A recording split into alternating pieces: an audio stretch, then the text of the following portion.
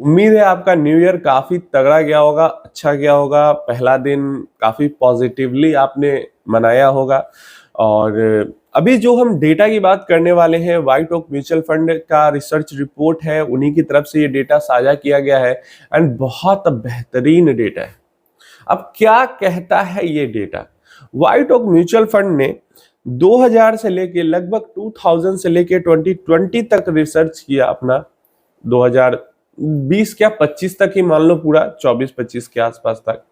और यहाँ पे बहुत बेहतरीन सा डेटा इन्होंने शेयर किया कि जो 10 साल का, हर 10 साल के टाइम पीरियड में, 10 इयर्स का टाइम पीरियड में किसी ने भी इन्वेस्टमेंट किया है 2000 से लेके 2024-25 तक, कोई भी जो इन्वेस्टर है वो 10 इयर्स तक इन्वेस्टेड रहा है, तो अगर उस इन्वेस्टर के पहले 5 साल अच्छे नहीं जाते हैं, मतलब अच्छा नहीं जाने का मतलब, अगर पहले 10 इयर्स के टाइम पीरियड में फर्स्ट 5 इयर्स का जो रिटर्न है वो 8% से कम रहता है, समझ लेना। बहुत सारे लोगों का आपका अभी रिटर्न होगा जो हो सकता है 8% से कम हो, और बहुत सारे लोगों का 8% से ज्यादा भी होगा। क्लियर है?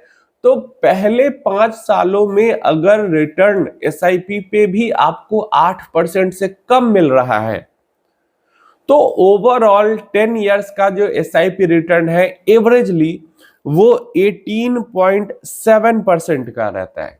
और ये जो डेटा है वो निफ्टी 50 का ही देता है, समझ आ रहे हैं?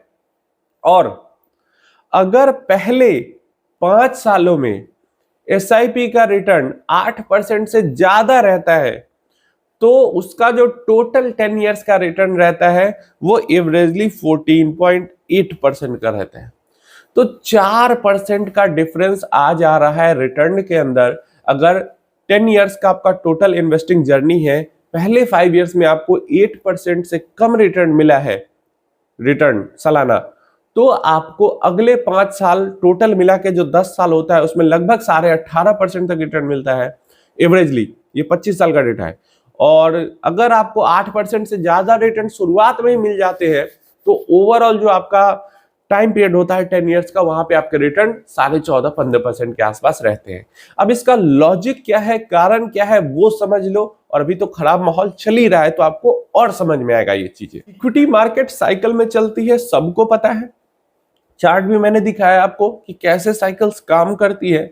तो ये जो लॉजिक है इसका, वैसे ये तो प्रॉपर डेटा पे रिसर्च किया हुआ मैं आपको बात बता रहा हूं, लेकिन इसका लॉजिक ये है कि जैसे 10 इयर्स की इन्वेस्टिंग जर्नी है, और अगर शुरुआती फेज में 8% से ज्यादा रिटर्न मिला, इसका मतलब क्या है? इसका मतलब है कि शुरुआती 5 साल के अंदर में ज्यादातर जो आपका समय गया है वो रैली में बीता है। क्लियर है? ज्यादातर समय रैली में बीता है। और ज्यादातर रैली में समय बीतने का मतलब कि शुरुआती 5 साल में आपका मार्केट जो है वो ऊपर गया है, मार्केट पॉजिटिव तरीके से काम किया है, ऊपर की तरफ गया है। तो बहुत ज्यादा चांसेस होते हैं कि अगले 5 साल में मार्केट जो है वो अप डाउन करके या कंसोलिडेशन के फेज में रहेगी। ठीक है, पूरे 5 साल नहीं रहेगी, 1-2 साल उसमें से अच्छा भी जाएगा, लेकिन वो 5 साल का जो मैक्सिमम टाइम है वो कंसोलिडेशन के फेज में ही बिताएगा मार्केट। क्योंकि पहले 5 साल में इतना तगड़ा रिटर्न दे दिया, इतनी ऊपर चली गई कि डेफिनेटली जो अभी सिनेरियो प्ले आउट हुआ है 1 साल में, वही चीज प्ले आउट होगी कि अब रैली लगातार देगी मार्केट, तभी तो आपका इतना तगड़ा 5 साल में रिटर्न बना। और लगातार तगड़ी रैली देने का मतलब है वैल्यूएशन हाई एंड अर्निंग्स का उसके अकॉर्डिंग कैचअप नहीं करना। तो अगले 5 सालों में वो 2 साल 3 साल में कंसोलिडेशन होगा, अर्निंग्स कैचअप करेंगी, एंड देन उसके बाद 1-1.5 साल रैली आएगी, और एवरेज आपका रिटर्न जो है वो 14% के आसपास बन जाता है। मतलब पीछे बना है, आगे और कम बनेगा लार्ज कैप के अंदर। तो अब जैसे जैसे कंट्री डेवलपिंग से डेवलप्ड की तरफ बढ़ेगी, वो लार्ज कैप के रिटर्न घटते जाएंगे।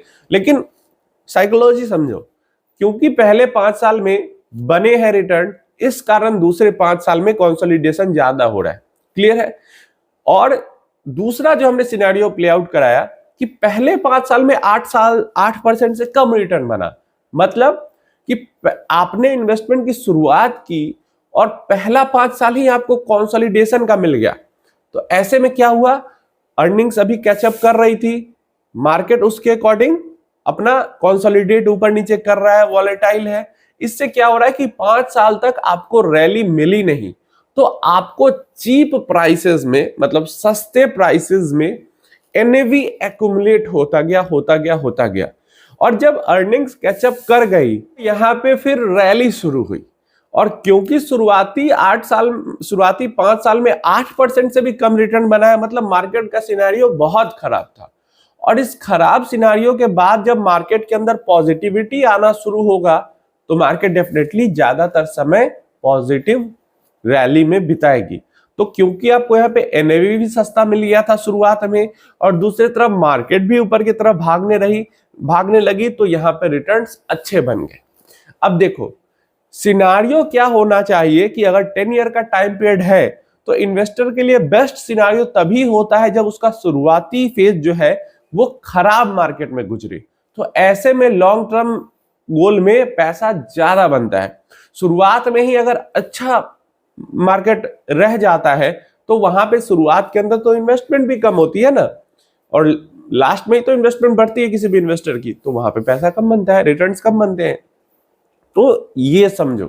तो अगर मान लो 2024 में किसी ने इन्वेस्टर ने इन्वेस्टमेंट स्टार्ट की, 2025 खराब जा रहा है, अगर 26 भी खराब चला जाता है, 27 अच्छा जाता है, 28 अच्छा जाता है, 29 फिर खराब जाता है, तो गलत चीज नहीं है।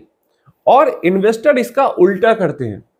इन्वेस्टर को अगर शुरुआत में खराब मार्केट मिल जाता है तो इन्वेस्टर भाग जाता है। शुरुआत में खराब मिल जाता है तो इन्वेस्टर भाग जाता है कि रिटर्न बनते ही नहीं, पैसे बनते ही नहीं है। जबकि करना उल्टा चाहिए। शुरुआत में अगर मार्केट रैली में है, तो उसमें इन्वेस्टर को कॉशियस होना चाहिए कि शुरुआत में रैली है तो डेफिनेटली आगे चल के हमें बुरा मार्केट झेलना पड़ेगा।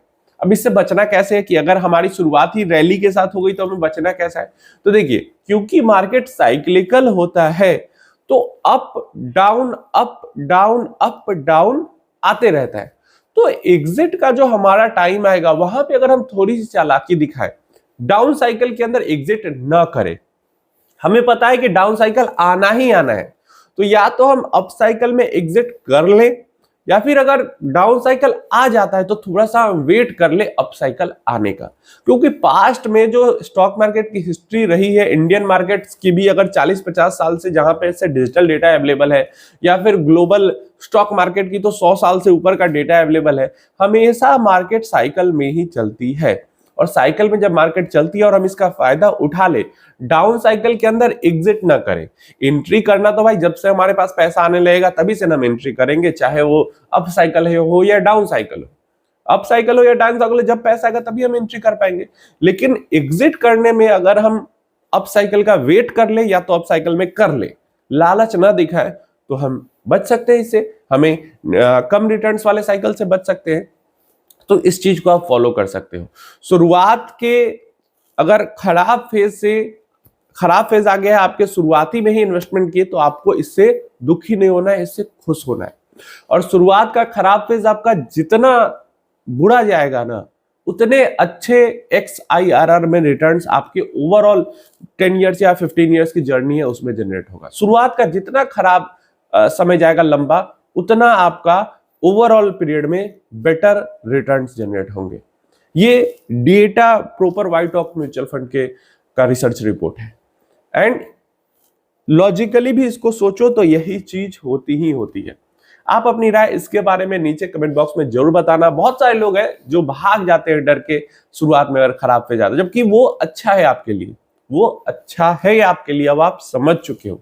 आप बताना कमेंट में कि किसकी शुरुआत जो है वो खराब फेज से हुई है और किसकी शुरुआत अच्छे फेज से हुई है।